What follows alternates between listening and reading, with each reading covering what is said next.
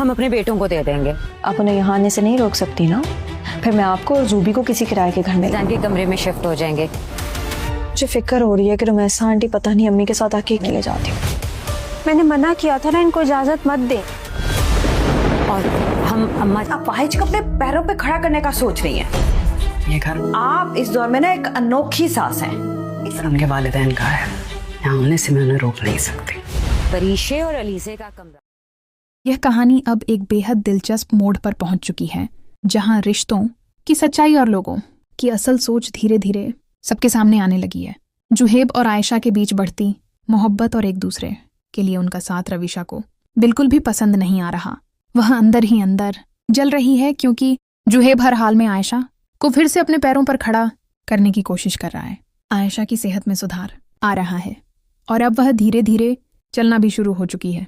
इतना ही नहीं, उसकी सास का रवैया भी अब उसके प्रति नरम और हमदर्दी भरा हो गया है।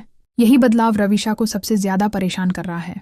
वह अपनी माँ से शिकायत करते हुए कहती है कि वह अपनी अपाहिज बहू को फिर से मजबूत बना रही हैं, लेकिन अब जुहेब की माँ को अपनी बेटी की सच्चाई समझ आने लगी है।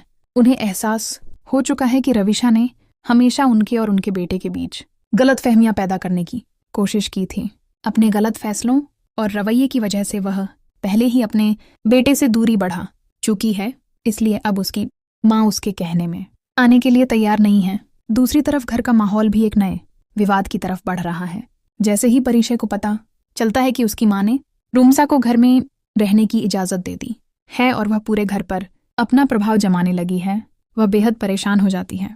उसे लगता है कि रूमसा धीरे धीरे घर के हर फैसले पर कब्जा कर रही है।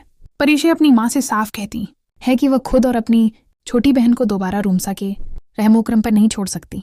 उसे डर है कि रूमसा पहले की तरह फिर से उनके लिए मुश्किलें खड़ी करेगी। उधर रूमसा भी अपने हिसाब से योजनाएं बना रही हैं और वह चाहती है कि परीशे और उसकी बहन का कमरा अपने बेटों को दे दिया जाए, जबकि वह खुद अपनी सास के कमरे में रहने लगे। इन हालात को देखकर परीशे को महसूस होता है कि अब उसकी माँ और बहन का इस घर में रहना सुरक्षित नहीं है। वहीं उसकी छोटी बहन भी अपनी माँ से नाराज है और सवाल करती है कि आखिर उन्होंने आलम को अपनी दूसरी बीवी रूमसा के साथ घर में आने की इजाजत क्यों दी।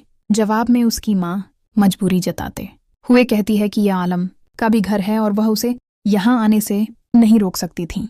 अब देखना दिलचस्प होगा कि यह तनाव आगे क्या नया तूफान लेकर आता है।